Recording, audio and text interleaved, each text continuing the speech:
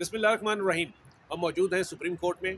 शाम का वक्त है, मगरिब के बाद का, और अभी अभी यहाँ पर एक सुप्रीम जुडिशल काउंसिल के एक अहम केस की कार्रवाई जो है वो कंक्लूड हुई है। कंक्लूड नहीं बल्कि अर्जन हुई है। नॉर्मली जो सुप्रीम जुडिशल काउंसिल में जो कार्रवाई होती है वो जजेस से मुताल्लिक शिकायत के ऊपर होती है, और ये कार्रवाई जो है बंद कमरे में होती है, इन कैमरा इजलास होता है।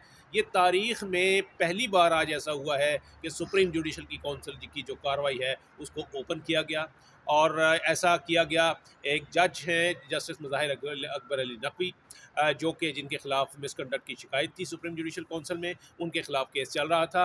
उन्होंने आज इस काउंसिल के इजलास में ये कहा कि वो ये चाहते हैं कि ट्रांसपेरेंसी का तकाजा है कि उनकी जो शिकायत के ख़िलाफ़ कार्रवाई हो रही है वो ओपन कोर्ट में की जाए, ताकि सब लोग देखें, क्योंकि इस तरह से उनका जो है वो मीडिया ट्रायल जो है एक तरह से उनकी शिकायत थी कि किया जा रहा है। तो उनकी इस दरख्वास्त को मंजूर कर लिया गया, और फ़ौरन ही कोर्ट नंबर 1 यानी कमरा अदालत नंबर 1 सुप्रीम कोर्ट का, जो कि चीफ जस्टिस की अदालत है, वहाँ पर ये सुप्रीम जुडिशल काउंसिल ने अपनी कार्रवाई जो है वो की और इस कार्रवाई को ओपन रखा। आज उसी कार्रवाई के सिलसिले में हम इस वक्त तक सुप्रीम कोर्ट में मौजूद हैं, और आज की जो कार्रवाई हुई है ये हम जानेंगे मोहम्मद इमरान वसीम से। सर जी बहुत बहुत शुक्रिया। मेरे ख्याल से चिट चैट करते हैं, कार्रवाई तो मेरे ख्याल में तमाम हाँ, वो चैनल्स के बोरिंग रिपोर्ट हो चुकी है। चिट चैट करते हैं। एक तो माजरत के साथ आप हमारे उस्ताद भी हैं। 2011 से आपने 2015-16 तक आपने हमें सुप्रीम कोर्ट की रिपोर्टिंग सिखाई। आपके जो टिकर लिखने की एक असलूब था वो हमने आपसे सीखा। ये आज जो लोग हमारी बात करते हैं उसके पीछे आपकी जो रहनुमाई है वो हमारे साथ है। लेकिन मैं से ऐसा कहूँगा कि हमने बहुत अरसे इकट्ठे काम किए।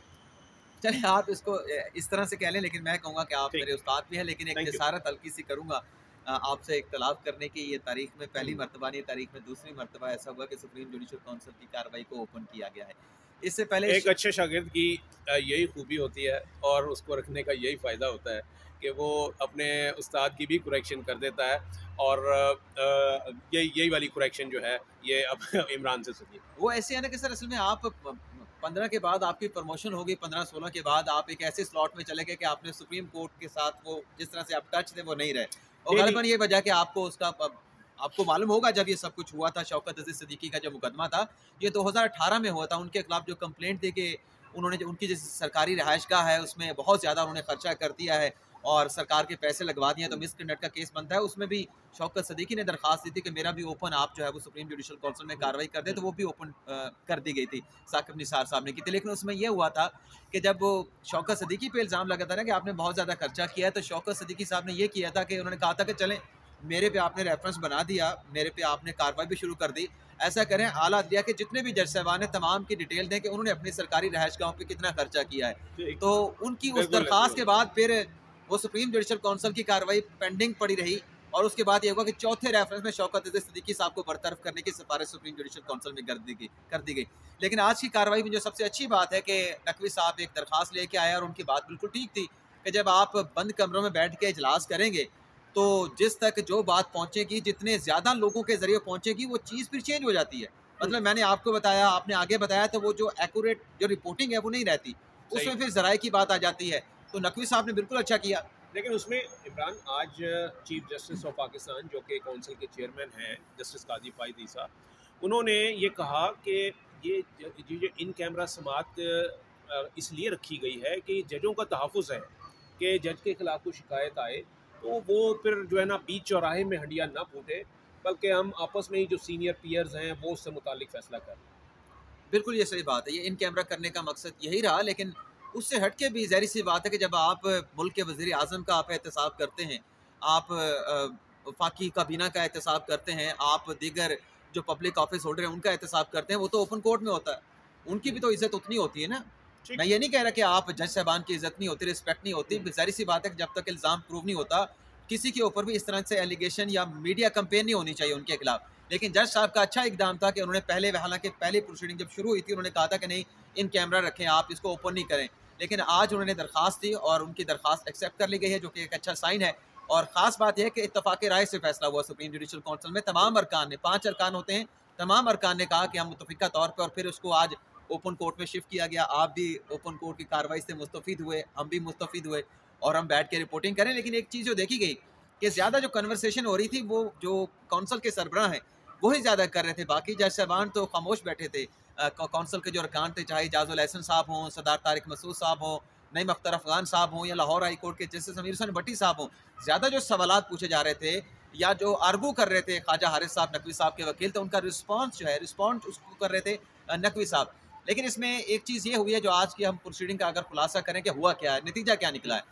نتیجہ یہ نکلا ہے کہ جیسے کہ کامران صاحب اب اٹارنی جنرل کو پراسیکیوٹر مقرر کر دیا گیا، اور یہ ضروری ہوتا ہے کہ جب آپ نے کسی جج کے خلاف کیس کو پروسیڈ کرنا ہے، کنٹمپٹ کا کیس ہو، اس میں بھی اٹارنی جنرل کو اپوائنٹ کیا جاتا ہے. آپ ہی سے ہم نے سیکھا تھا. اور آج اعتراض اٹھایا کیونکہ عدالت جو ہے وہ گواہوں کی فہرست مانگ رہی تھی، گواہوں کے نام مانگ رہے تھے. تو اس میں نقوی صاحب کے وکیل خواجہ حارث صاحب نے کہا کہ آپ طریقہ کار کے مطابق چلیں، اس میں آپ پراسیکیوٹر تعینات کریں اور پراسیکیوٹر اس کارروائی کو کنڈکٹ کرے گا، آپ نہیں کنڈکٹ کر سکتے. کیسے پروسیڈنگ کو آگے لے کے جانا ہے یہ اس کو پھر آگے پراسیکیوٹر چلائے گا. تو پوچھا گیا بھی پراسیکیوٹر کون ہونا چاہیے، تو خواجہ حارث صاحب نے کہا کہ اٹارنی جنرل ہونا چاہیے. لیکن بعد میں کہنے کے بعد وہ خود ہی اس کی مخالفت کر رہے تھے، لیکن چونکہ وہ کہہ رہے تھے کہ پاکستان بار کونسل اس میں شکایت کنندہ ہے نقوی صاحب کے خلاف، اور جو اٹارنی جنرل جب وہ چیئرمین ہوتے ہیں تو مفادات کا ٹکراؤ ہو سکتا ہے. لیکن اس پہ پھر قاضی صاحب نے ان کی بات نہیں سنی اور اٹارنی جنرل صاحب کو جو ہے وہ پراسیکیوٹر تعینات کر دیا، اور ان کو 3 دن دیے ہیں کہ ان تمام شکایات میں جتنے بھی گواہان بنتے ہیں ممکنہ طور پہ ان کی آپ فہرست دے دیں، اور فہرست آنے کے بعد ان کو نوٹس کر کے آئندہ سماعت پہ سمن بھی کر لیا جائے گا. لیکن نقوی صاحب کی ایک استدعا کو رد بھی کیا گیا، اور استدعا یہ تھی کہ 1 ہفتے کا مزید وقت دے دیں، اور 1 ہفتے کی استدعا کو تو رد کر کے 2 ہفتوں کا ٹائم دے دیا ہے کہ نہیں ہم آپ کو. اچھا نارملی ویسے حیران کن تھا جب جج قاضی صاحب وقفہ لے کے دوبارہ آئے تو کہا ہم آپ کی ڈکلائن کر رہے ہیں، آپ کو 1 ہفتے کی مہلت نہیں دیں گے، ہم آپ کو زیادہ وقت دیں گے. نارملی یہ ہوتا ہے کہ وقت مانگا جاتا ہے، ٹائم بائنگ ٹیکٹکس ہوتی ہیں یہ، کہ کوئی بھی ملزم جو اپنے خلاف کارروائی کر رہی ہو تو اس کی کوشش ہوتی ہے کہ عدالت سے زیادہ وقت جو ہے وہ لیا جائے. تو اس میں 1 ہفتے کا وقت مانگا گیا لیکن دے دیا گیا 2 ہفتے کا وقت. تو ریزن یہی ہے کہ ریزن کیا ہے؟ ریزن یہ کہ آپ کے پاس پراپر وقت بھی ہو، آپ اپنا جواب بھی دے سکیں، اور اس دوران جو شکایت کنندگان نے گواہوں کی فہرست دینی ہے وہ نام جو ہے وہ اپنا کوارڈینیٹ کر لیں گے اٹارنی جنرل کے ساتھ، اٹارنی جنرل وہ دے دیں گے. اور اس دوران زیادہ جو اہم بات ہے کس وجہ سے اتنی لمبی تاریخ پڑی ہے وہ یہ کہ ونٹر ویکیشن شروع ہو جائیں گے 18 سے. اچھا اصل وجہ یہ ہے. بالکل ٹھیک ہے، سردیوں کی چھٹیاں ہوں گی تو پھر اس کے بعد بھی چاہیے ہوگا. لیکن اس میں اپنا عمران آج ایک اور کیس تھا، جسٹس شوکت عزیز صدیقی صاحب جو ہمارے جج رہے. سر آپ کے سوال کرنے سے پہلے میں آپ سے ایک سوال پوچھ رہا ہوں. آپ اتنے عرصے کے بعد آتے تو آپ بیچ میں رہے، لیکن سپریم جوڈیشل کونسل کی کارروائی کو آپ نے آج اوپنلی کور کیا، اوپن کورٹ میں کور کیا. ویسے اس کو کورٹ نہیں کہہ سکتے، یہ پروسیڈنگ ہے اوپن، کیونکہ کونسل کا اجلاس تھا.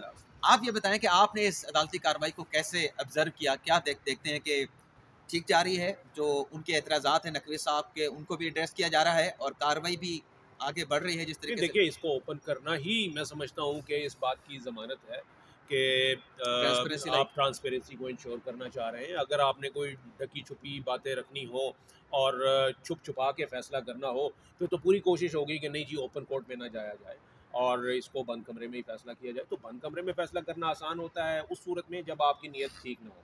آپ کی نیت اگر ٹھیک ہے تو پھر آپ ایسے بولڈ اسٹیپ جو ہے وہ لے لیتے ہیں. تو میرا خیال ہے کہ یہ اس میں ہوتا. میں جو بات کہنا چاہ رہا تھا وہ یہ تھا کہ جیسے یہ آج بات ہوئی نا کہ وہ مانگ رہے تھے وقت 1 ہفتے کا نقوی صاحب کے وکیل، اور ان کو مل گیا 2 ہفتے کا وقت.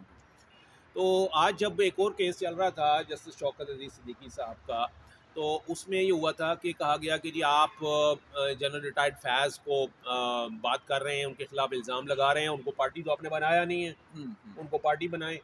تو اس پہ تھوڑا حامد خان صاحب تھوڑا سا ہچکچا رہے تھے بہت. انہوں نے کہا جی ہم نے کوشش کی، ہم نے یہ کیا وہ کیا، اس طرح کی بات ہو رہی تھی. تو انہوں نے کہا نہیں ان کو پارٹی بنائیں، آپ درخواست دائر کریں، باقاعدہ امپلیٹ کریں ان کو کیس میں. ان کا کتنا وقت لیں گے، ان کا کتنا وقت لیں گے؟ تو حامد خان صاحب نے کہا کہ جی میں 2 ہفتے دے دیں ہمیں. تو چیف صاحب نے کہا کہ جی پارٹی بنانے کے لیے ایک درخواست دینی ہے، 2 ہفتے چاہیے، نام ہی لکھنے آپ نے. تو پھر وہی کام جو 2 ہفتے میں ہونا تھا وہ پھر 1 دن میں ہو گیا، چند گھنٹوں میں ہو گیا. وہ درخواستیں جو ہیں وہ جمع ہو گئی ہیں. تو یہ ٹائم بائنگ ٹیکٹکس ہوتی ہیں، اور یہ بھی بتاتی ہیں کہ جی جو آپ کا جو بھی کٹہرے میں ہے یا جو کسی بھی اس میں کوئی بھی فریق ہے تو اس کے ذہن میں کیا ہے, اس کی منشا کیا ہے بیسکلی. اچھا تو یہ وجہ تھی. نام تو آگے ہیں, میں کہ نام جی بالکل, بڑے خطرناک نام شیئر کریں نا پھر ہمارے ساتھ. نام کھول لیتے ہیں ابھی اس میں, یعنی کہ دیکھیں کون اس میں. ہمارے باجوہ صاحب ہیں جی, جنرل ریٹائرڈ, سابق آرمی چیف جنرل ریٹائرڈ, سابق ڈی جی آئی ہے جنرل سابق ڈی جی آئی, سابق 3 بریگیڈیئر ہیں صاحب, 3 سابق بریگیڈیئر, اور اس میں آئی ایس آئی کو بطور ادارہ بھی سربراہ جو ہے, بطور ادارہ جو ہے اس کو بھی فریق بنا دیا گیا ہے. تو اس میں سر اور بھی ہیں دو زبردست قسم کے. سابق چیف جسٹس اسلام آباد ہائی کورٹ انور قاسی کو بھی بنایا گیا ہے. جی بالکل. سپریم کورٹ کے رجسٹرار کو بھی بنایا گیا. تو اب جو اس کیس کی اگلی ہیئرنگ ہونی ہے تو یہ بھی ایک بڑا کیس بننے جا رہا ہے.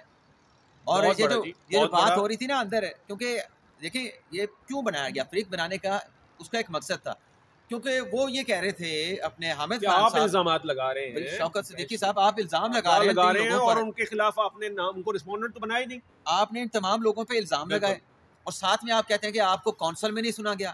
اب آپ کہتے ہیں کہ ہمیں آپ کے اس درخواست کے اوپر آپ کے حق میں فیصلہ کر دیں, لیکن ساتھ میں آپ چاہتے ہیں کہ جو آپ کے ساتھ ہوا کہ آپ کو نہیں سنا گیا, آپ چاہتے ہیں کہ ان لوگوں کو بھی بغیر سنے آپ کے حق میں فیصلہ دے دیں, یا آپ کی پٹیشن کا فیصلہ کر دیں. دیکھیں میں شوکت عزیز صدیقی صاحب سے میرے بڑے اچھے مراسم ہیں, آپ بھی جانتے ہیں انہیں, تو وہ تو اس معاملے میں قطعی طور پہ کوئی اس میں ان کو شک و شبہ یا کوئی ہچکچاہٹ یا کوئی ریلکٹنس جو ہے وہ نہیں تھی. ان کے جو وکیل تھے حامد خان صاحب, وہ ریلکٹنس شو کر رہے تھے, اور اس کی کیا وجہ ہو سکتی ہے؟ میرے خیال سے حامد خان صاحب تیار نہیں تھے آج یہ سب کچھ جو کمرہ عدالت میں ہوا نا, میرے خیال میں یعنی اس چیز کے لیے تیار نہیں تھے کہ آج ان کو ریسپونڈنٹ بنانے کا کہا جائے گا. وہ شاید یہ اپنے طریقے سے تیاری کر کے آئے تھے کہ میں اس کیس سے اس طریقے سے اپنا کیس جو ہے وہ پٹ فارورڈ کروں گا, اور ہماری بات بن جائے گی یا نہیں بن جائے گی. وہ اپنی جس ایک فریم آف مائنڈ کے اندر کیس تیار کر کے آئے تھے اسی طریقے سے اس کو پٹ کرنا چاہ رہے تھے. لیکن آگے سے جب کہا کہ بھئی آپ جن لوگوں کے پہ الزام لگا رہے ہیں ان کو پارٹی بنائیں, تو ہم نے یہ دیکھا کہ وہ ان کو قاضی صاحب بار بار کہہ رہے تھے کہ آپ سپریم جوڈیشل کونسل کی جو بات کر رہے ہیں وہ بات پلوں کی نظر سے پانی گزر چکا ہے. سپریم جوڈیشل کونسل فیصلہ کر چکی ہے, اب اس کا بار بار حوالہ نہ دیں, آپ نے فیصلہ چیلنج کر دیا ہے. تو جن پہ الزام لگا رہے ہیں پارٹی بنائیں. اور پھر ایک اور خاص بات پھر جا کے حامد خان صاحب کے بھی ذہن میں جا کے لگی, انہوں نے کہا کہ اگر آپ ان لوگوں کو پارٹی نہیں بناتے نا, ہم آپ کو مجبور کرتے ہیں, اگر پارٹی نہیں بناتے تو پھر آپ کا کیس بھی نہیں. پھر سپریم جوڈیشل کونسل کا فیصلہ بالکل ٹھیک ہے, لیکن آپ کہتے ہیں کہ ان کو نہیں بلانا چاہیے تھا, ان کے ایفیڈیوٹ آنا چاہیے تھے, کاؤنٹر ایفیڈیوٹ آتا, پھر آپ فردر انکوائری کا آپ کا کیس بنانا ہے, تو پھر آپ نے ان کو فریق بھی بنانا ہے. پھر ان کو جا کے لگا کہ نہیں یہ بات بالکل ٹھیک ہو رہی ہے, تو پھر انہوں نے یقین دہانی کرا دی کہ ہمیں آپ دے دیں وقت. تو 2 دن کا وقت مانگا, قاضی صاحب نے کہا پھر تو چھٹیاں ہو جائیں گی, چھٹیوں کے بعد اس کو لگائیں گے, آپ آج ہی دے دیں اور ہم کل رکھ لیتے ہیں سماعت. نہیں پھر انہوں نے کہا کہ ہم آپ کو کل تک دے دیتے ہیں. تو پھر قاضی صاحب نے کل تک ملتوی کیا. پھر اس کے بعد آپ دیکھیں نا کہ جلدی کتنی کی گئی کہ گھنٹوں کے اندر کوئی 12:30-1 بجے کاروائی ختم ہو گئی. اور ابھی ہمارے پاس تقریباً کوئی 3:30-4 بجے وہ 2 گھنٹے ہو گئے سورسز سے چیزیں پہنچ گئی. اور اس میں ایک چیز کا میں اضافہ کر دوں, میں جو ایک کہہ رہا ہوں کہ جو فیض حمید صاحب کو اس میں امپلیٹ کرنے والی بات تھی کہ اس کیس میں فریق بنانے والی بات, اس میں میرا خیال ہے ایک فیکٹر یہ بھی تھا کہ حامد خان صاحب کی ریلیکٹنس کیوں تھی. اس کی وجہ یہ ہے کہ حامد صاحب کس پارٹی سے تعلق ہے؟ پاکستان تحریک انصاف سے تعلق ہے. تو پاکستان تحریک انصاف کا فیض حمید صاحب کے کیا ہو سکتا ہے, کوئی مسئلہ نہیں ہے میرے خیال سے. 1 پیج رہا ہے ماضی میں, باجوہ صاحب ہو گئے, فیض حمید صاحب ہو گئے, میرے خیال سے ان کو یہ کوئی مسئلہ نہیں تھا, مسائل کچھ اور تھے. دیکھیں that is one of the reason کہ کسی کو میرا کوئی موسن ہو اور میں اسے کہوں کہ جی میں تو آپ کو بھی جناب جی اس میں ڈالوں گا, اور آپ کو پتہ ہی ہے ہی will be in the hot waters. ان سے برائے لحاظ جو شکایت ہے, یعنی جو تقریر ہے سابق جسٹس شوکت عزیز صدیقی صاحب کی, اس میں انہوں نے عہدوں کا نام لے کے یہ کہا ہے کہ یہ آئی ایس آئی اور یہ لوگ جو ہیں. نہیں سر, اس میں ایک اور چیز بھی ہو سکتی ہے. اب دیکھیں بیٹھے جب ہم بات کی تو بہت ساری پھر آپ کو پھر وہ چیز ذہن میں آتی ہے. اس میں شاید حامد خان صاحب کو لگاؤ کہ بات شوکت صدیقی صاحب کی ہے, برطرفی کے کیا بحالی کی پٹیشن ہے, تو معاملات کہیں خان صاحب کی طرف نہ چل نکلیں. یہ بھی ہو سکتا ہے. مطلب ایسا کہ کوئی اسٹیٹمنٹ دے دیا, باجوہ صاحب نے دے دیا یا فیض حمید صاحب نے دے دیا, تو کیس کے اندر سے کوئی نیا کیس نکل آیا, تو الیکشن کا ماحول بھی بن رہا ہے. خان صاحب کے لیگل ٹیم کی کوشش بھی ہے الیکشن سے پہلے ان کو باہر نکالیں, وہ آ کے الیکشن لڑیں اور پی ٹی آئی کی الیکشن کمپین بھی چلائیں. تو کچھ بھی ہو سکتا ہے. اس خدشے کے اوپر شاید وہ ریلیکٹنٹ تھے. اینڈ وہی بات، یہ میری ہی بات کو آپ انڈورس کر رہے ہیں کہ حامد خان صاحب پی ٹی آئی کے مطلب ہے کہ وہ فاؤنڈر لیڈرز میں سے ہیں، اور بہت عمران خان کے کزن بھی ہیں، شاید وہ سیکنڈ کزن بھی ہیں. تو اس لحاظ سے دیکھا جائے تو ایک فیکٹر یہ بھی تھا کہ اپنے ہی وہ لوگ جن کے ساتھ مل کر آپ ایک پیج پہ رہ کے معاملات جو ہیں وہ چلاتے رہے. تو خیر یہ دلچسپ صورتحال مزید اس وقت ہوگی جب واقعی یہ لوگ جو ہیں وہ سول ڈریس میں یہاں پر آئیں گے عدالت میں، اور پھر ان سے پوچھ گچھ جیسے ماضی میں اسرار خان کیس میں اپنے اسلم بیگ صاحب آیا کرتے تھے اور اسد درانی صاحب آیا کرتے تھے. ہم نے آپ ہی کے ساتھ کور کیا تھا وہ اسرار خان کیس 2011 میں. بالکل بالکل بالکل وہ تھا جی. اور اس میں آگے انہوں نے ایڈمیشن کیے تھے آرمی چیف نے، اسلم بیگ نے. ریٹن ایڈمیشن تھا کہ ہم نے پیسے دیے آئی ایس آئی کے سربراہ کے طور پہ. ان کا یہ کہنا تھا کہ آئی جی آئی کو ہم نے پیسے دیے تھے، انہوں نے پورے نام لکھے تھے اور فہرست بتائی تھی، اور اس کی جو تعداد ہے یعنی جو اماؤنٹ ہے وہ بھی بتائی تھی کہ فلانے کو اتنے، فلانے کے اتنے، یہ اتنے بڑے. اس وقت کے 12 کروڑ جو تھے یہ آئی ایس آئی نے دیے تھے آئی جی آئی کے رہنماؤں. تو یہ بڑی معرفت کی باتیں ہیں جی. ہم یہاں پر بیٹھ کے جو ہے نا اس بظاہر اس ویران جگہ پہ بیٹھ کے یہ باتیں کر رہے ہیں، لیکن اس میں ہوتا یہ ہے کہ ہم جو باتیں بھی کر رہے ہیں یہ ساری رپورٹڈ چیزیں ہیں. رپورٹڈ کا مطلب یہ ہے کہ یہ میں نے یا عمران وسیم نے اپنے پاس سے نہیں گھڑ لی ہیں، یہ آن دا ریکارڈ ہیں، یہ تاریخ میں عدالتی ریکارڈ کا بھی حصہ ہیں، اور جو بھی باتیں ہم نے کی ہیں بالکل اور وہ ساری ہیں. تو ایک یہ بھی ایک رپورٹنگ کا ایک یہ بھی ایک ہم نے جو ہے نا مطلب اس کو اپہولڈ کیا اس پرنسپل کو کہ بات وہ کی جائے جو ریکارڈ کے اوپر ہو. ہوائی بات جو ہے وہ نہیں ہونی چاہیے. تو جو باتیں ہیں جناب ہم نے جتنے بھی نام شام لیے ہیں وہ سارے ریکارڈ میں سے دیکھ کے لیے ہیں، اپنی طرف سے کچھ نہیں کہا. ایسا ہی ہے جناب؟ بالکل ایسا. چلو پھر کنکلوڈ کریں پھر. تھینک یو عمران کو جی. آپ نے سنا، آپ دیکھتے بھی رہتے ہیں، ان کا اپنا ایک یوٹیوب چینل ہے، اس کے اوپر یہ بہت ایکٹیو ہیں، اور جو یعنی کہ جو لاٹ ہے سپریم کورٹ میں رپورٹرز کی، اس میں میں یہ سمجھتا ہوں ہی is one of my favourite, and جسے ہم کہتے ہیں کہ بلو آئیڈ میں کہہ سکتا ہوں. تو it is and I am telling it on merit, یہ میرٹ کے اوپر بات کر رہا ہوں. تو امید ہے جی یہ ولاگ آپ کو پسند آیا ہوگا اور آپ کو انفارمیٹیو بھی لگا ہوا ہوگا. جڑے رہیے ہمارے ساتھ. Thank you very much.